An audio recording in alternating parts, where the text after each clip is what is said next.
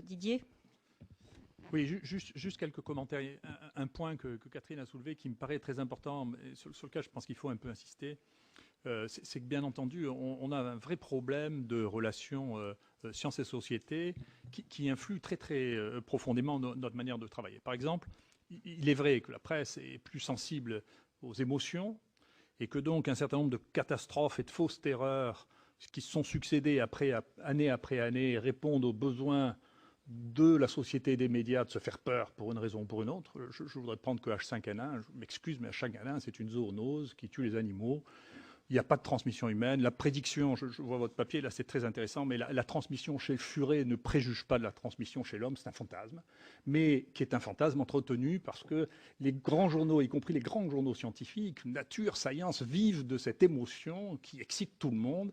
Et ces terreurs à répétition que je vis depuis maintenant 20 ans ne se révèlent jamais. C'est jamais vrai, mais ça fait bouillir la société. La deuxième chose qu'aime la population et donc la presse, c'est la prévision. Qu'est-ce qui va nous arriver? Mais on ne sait pas le dire. C'est pas vrai. L'avenir n'est pas le reflet du passé.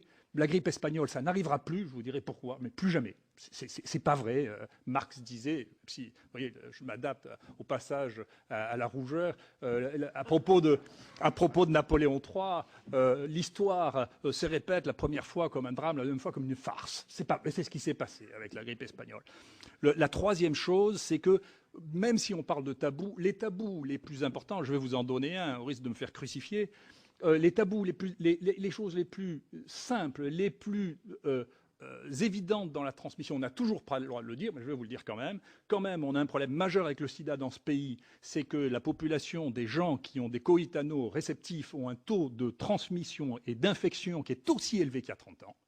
D'accord, et que la transmission de l'hépatite C sexuelle, ça n'est pas sexuel, c'est le coïtanat réceptif. On ne peut pas le dire, quelque chose, c'est un mode de transmission essentiel. La médecine et la science n'est pas politiquement correcte. Elle est ce qu'elle est.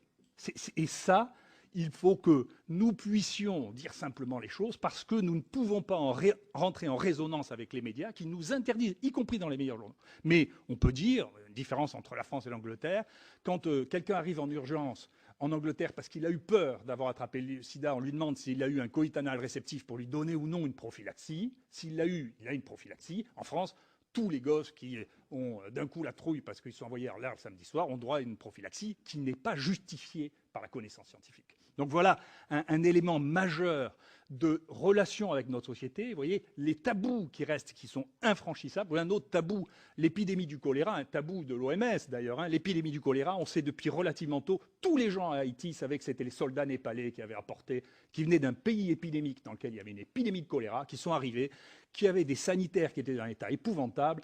Et le travail qu'a fait Renaud Piarou n'a même pas été examiné par le Lancet parce que c'était tabou. On ne pouvait pas dire que c'était les bons soldats qui étaient venus pour faire du bien à Haïti, qui ont tué 10 000 personnes parce que les conditions sanitaires et la déclaration de l'épidémie de choléra à l'intérieur du camp de Népalais n'a pas été faite. D'accord? Voilà des éléments majeurs qui ne sont pas mineurs, ça c'est des choses majeures. Notre rapport à la société fait qu'on ne peut pas dire ce que nous savons.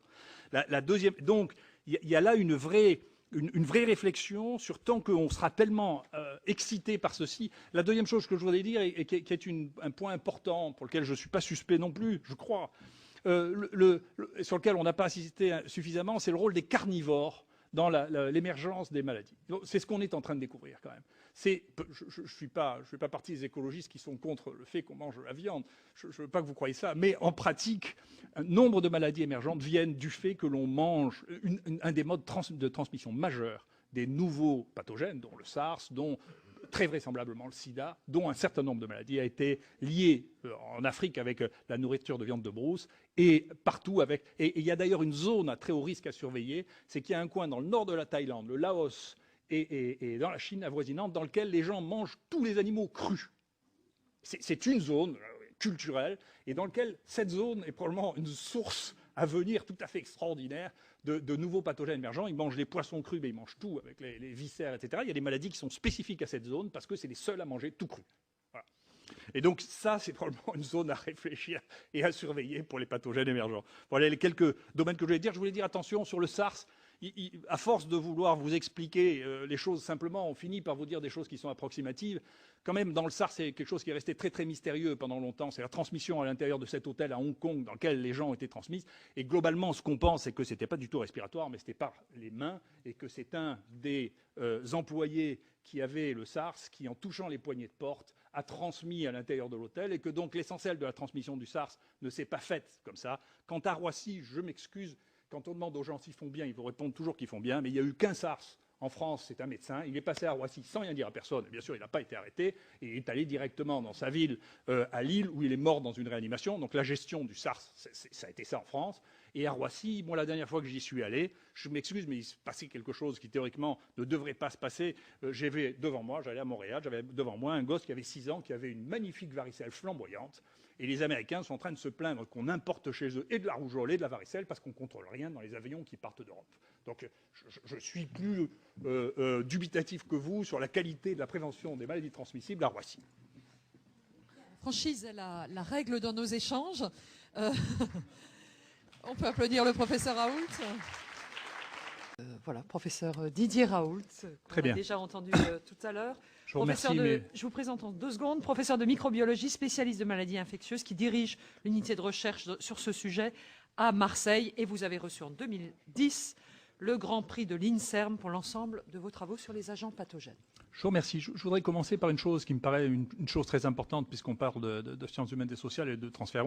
Globalement, je sais que dans ces enceintes, on n'aime pas trop qu'on dise ça, mais sur le plan de la popularité, et ça aurait probablement dû nous expliquer comment gérer les crises sanitaires, les Français aiment d'abord les personnels de soins et ensuite les chercheurs. Ce qu'ils aiment le moins de tout, c'est les journalistes et les hommes politiques. Et donc, quand un sujet de santé est pris, je m'excuse de vous dire ça, mais c'est la vérité. Non, mais en fait, on le sait bien. Quand un sujet de santé est pris en otage par les politiques pour le gérer, c'est une catastrophe. Il vaut mieux nous laisser faire ça parce que les gens ont plus confiance en nous. Voilà, je crois que c'est un point important. Cette confiance-là, il faut s'en méfier parce que on a un risque de décrédibilité de notre métier parce qu'on passe d'une époque scientiste dans laquelle on croyait, on nous a cru tout-puissants, on a remplacé les dieux. Et en réalité, nous sommes dans une période où cette croyance qui est partagée par un certain nombre de scientifiques, qui pensent que ce qu'ils croient à un moment est une vérité établie, nous amène à voir le public constater que nous sommes arrogants parce que nous nous trompons souvent.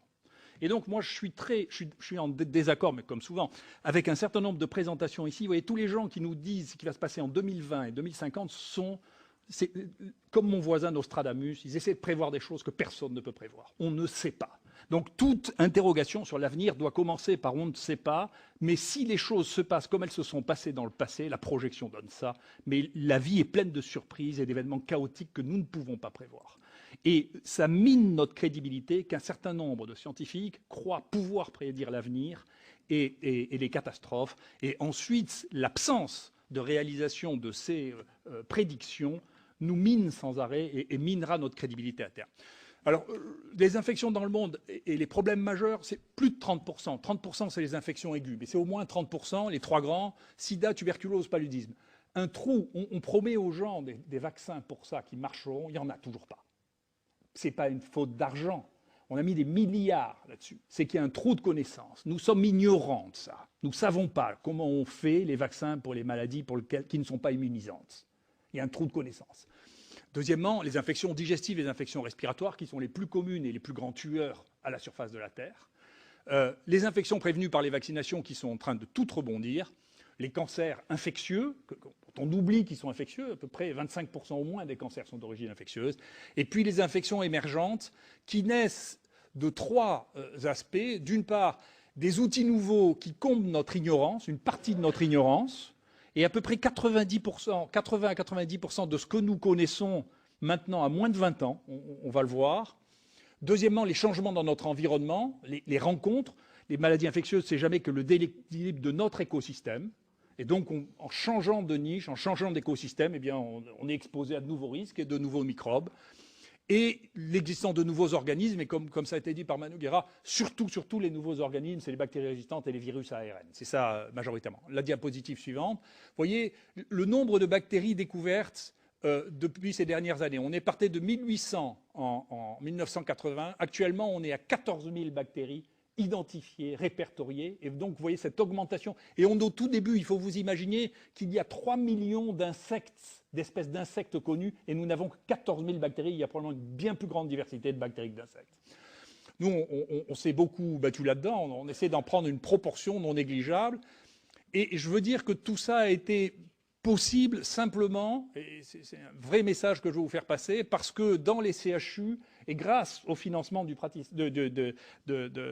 ministère de la Santé, nous avons pu constituer ça alors que ça n'était pas une priorité organisée au niveau national. Ça n'était pas possible nationalement. S'il n'y avait pas eu les CHU pour faire ça, il n'y aurait pas de maladies infectieuses dans ce pays. C'est la même chose sur les génomes. Moi, mon premier séquenceur, c'est le PHRC qui l'a payé. C'est ni l'INSERM ni le CNRS, c'est le PHRC. Et vous voyez là aussi l'explosion de la connaissance des génomes. Demain, on fera des génomes en 24 heures sur les bactéries émergentes.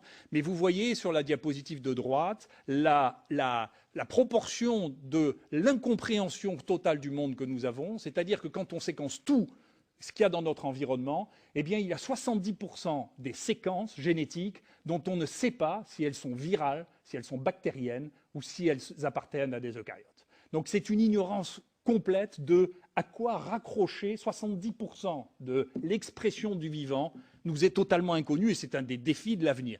Quand on voit ça, on doit prendre conscience tout de suite qu'à chaque fois qu'on nous pose une question, on doit dire attendez, je ne sais pas, l'état des connaissances est ça, mais je sais que déjà demain il sera différent parce que dans cette période, l'évolution de la connaissance est radicale et elle nécessite des changements de pensée, de paradigme. La diapositive suivante. En même temps, nous sommes ignorants, mais on n'est pas tous au même degré d'ignorance. Il y en a qui sont ignorants parce qu'en plus, ils ne lisent pas, ils ne savent pas ce qui s'est passé. Donc il y en a qui sont ignorants parce que personne ne sait, et d'autres qui sont ignorants parce qu'ils ne savent pas. Je vais vous dire, premièrement, la folie de la grippe espagnole.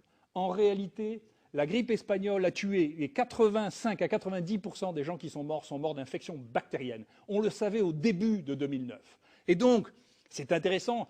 La bonne pratique des antibiotiques que j'ai appris avec mon ami Bricaire, qui était on ne donne pas d'antibiotiques à la grippe, n'est pas vrai. C'est-à-dire qu'en réalité, le fait de donner des antibiotiques aux gens qui ont 48 heures de grippe est la meilleure sauvegarde pour empêcher les gens de mourir. Et d'ailleurs, la proportion des gens qui meurent de grippe diminue, et la proportion de ceux qui meurent de surinfection bactérienne diminue depuis qu'on a les antibiotiques.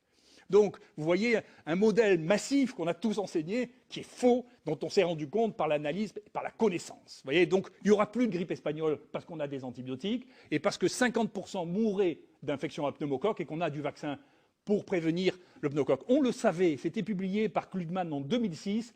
Il écrivait dans un papier du journal Nature, le vaccin anti-pneumococcique protège contre la grippe. C'était écrit, on le savait. Mais c'est un de nos problèmes, c'est que les virologues ne lisent pas la bactériologie, les bactériologistes ne lisent pas la virologie, et que donc si vous mettez grippe, et que vous mettez ça comme mot-clé dans tous les meilleurs journaux du monde pendant 10 ans, il n'y en a pas un sur lequel il y a marqué grippe et pneumocoque, alors que c'est le pneumocoque qui tue dans la grippe. Vous voyez ? Donc c'est simplement de l'aveuglement.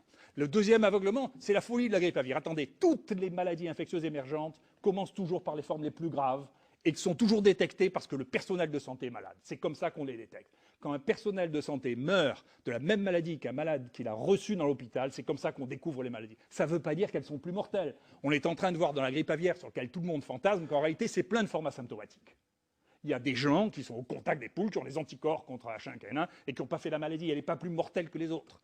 Quant à l'image du furet, qui est devenu maintenant le grand prédicteur de ce qui va être la transmissibilité, si vous avez déjà vu comment se transmet la grippe entre les humains, c'est-à-dire essentiellement par les mains, si vous expliquez comment le furet peut devenir un modèle de transmission de la grippe, c'est que manifestement, on ne voit pas les mêmes choses. C'est pas vrai.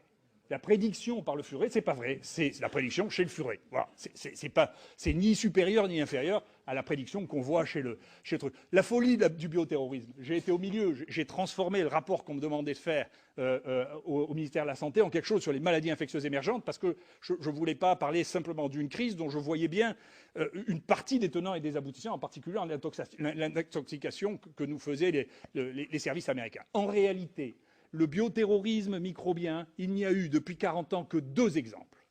Un, c'est l'armée russe qui a développé dans un laboratoire P3 à Ekaterinbourg du charbon et qui a laissé s'envoler un nuage de charbon qui a tué au moins 100 personnes de sa propre population, elle s'est tirée dans le pied.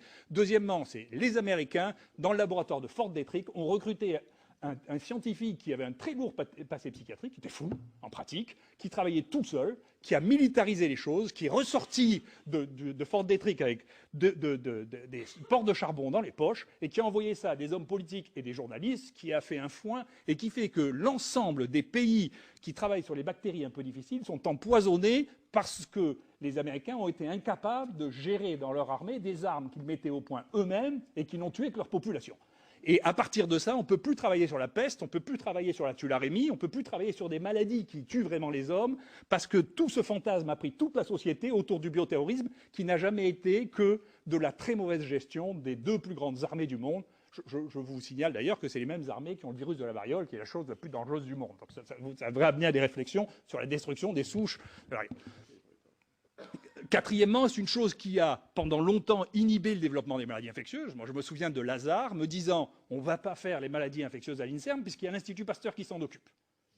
L'Institut Pasteur, entre-temps, est devenu un institut essentiellement concerné par la recherche fondamentale et la recherche, le soin, l'épidémiologie, le diagnostic. Le diagnostic a été vendu à Cerba, l'épidémiologie a petit à petit disparu, le transfert a été vendu à Biorad et l'Institut Pasteur est devenu un institut essentiellement de recherche fondamentale, qui se réouvre, c'est très bien, sur les maladies infectieuses, mais il ne faut pas croire que les problèmes du pays vont être gérés par l'image que vous avez de l'Institut Pasteur il y a 50 ans. Parce que j'étais étudiant, c'est plus le même.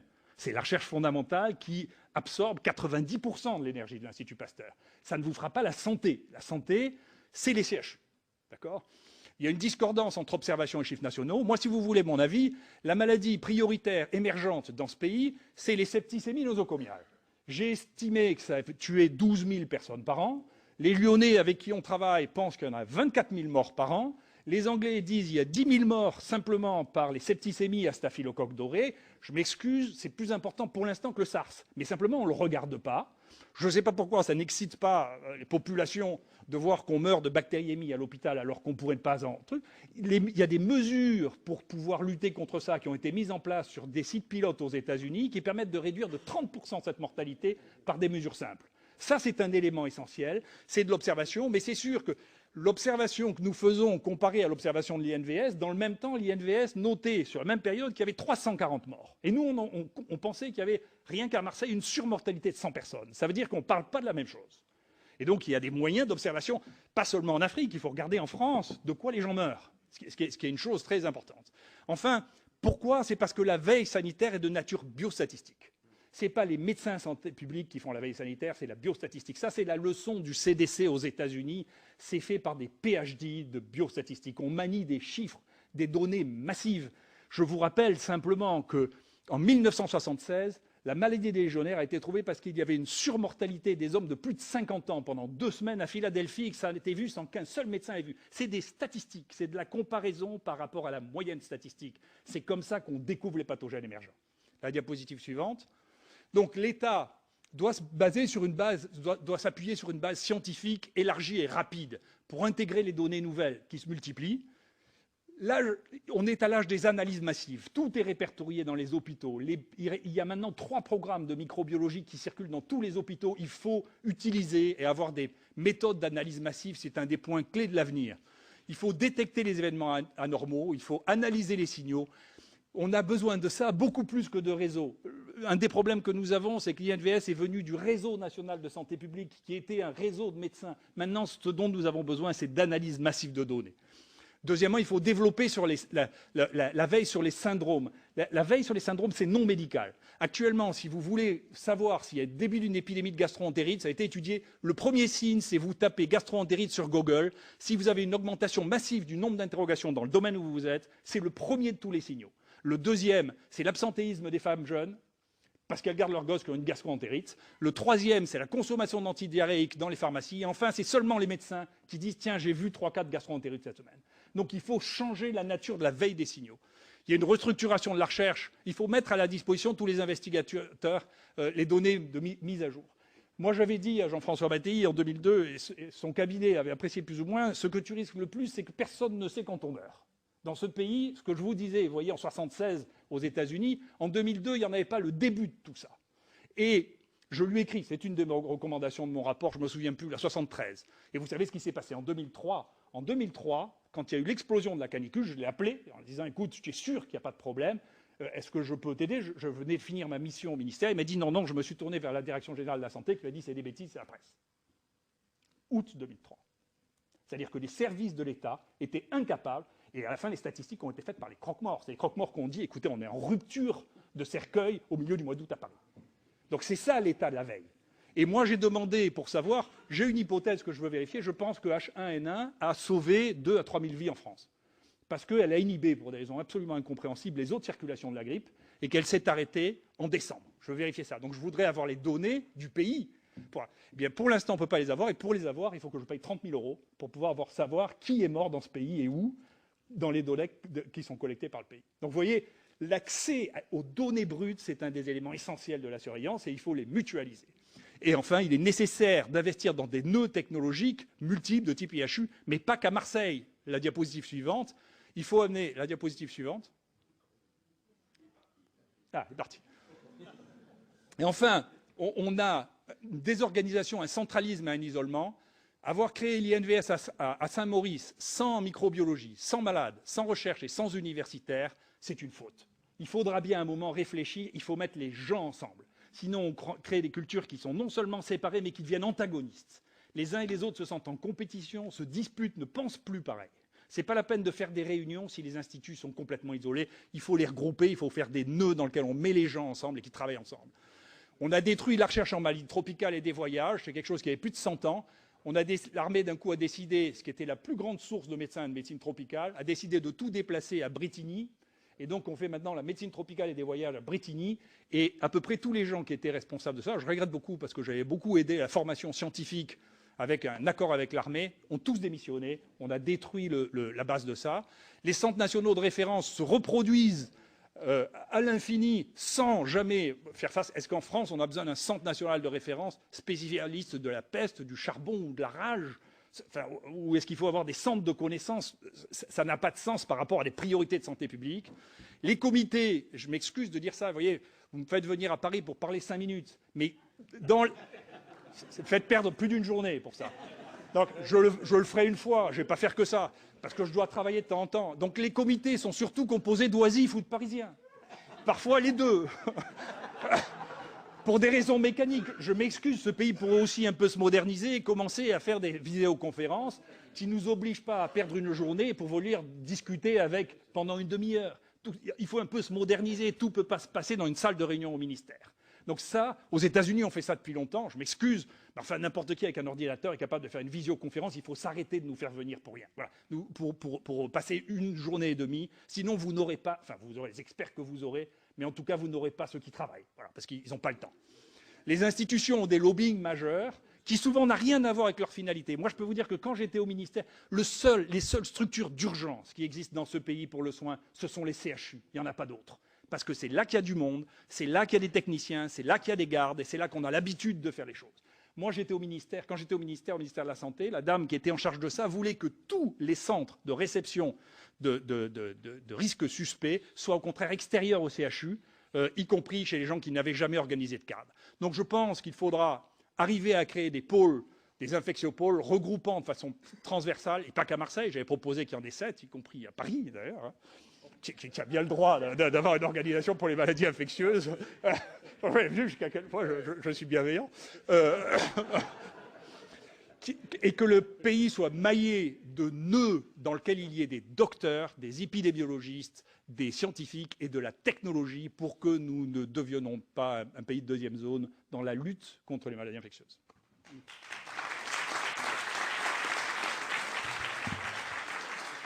Je crois que ce matin fait exception, puisque beaucoup de personnes sont venues de province ou de loin pour rejoindre cette réunion et pour parler quelques minutes, mais aussi pour avoir la force de la rencontre et de l'écoute et des présentations croisées de chacun à partir de son point de vue.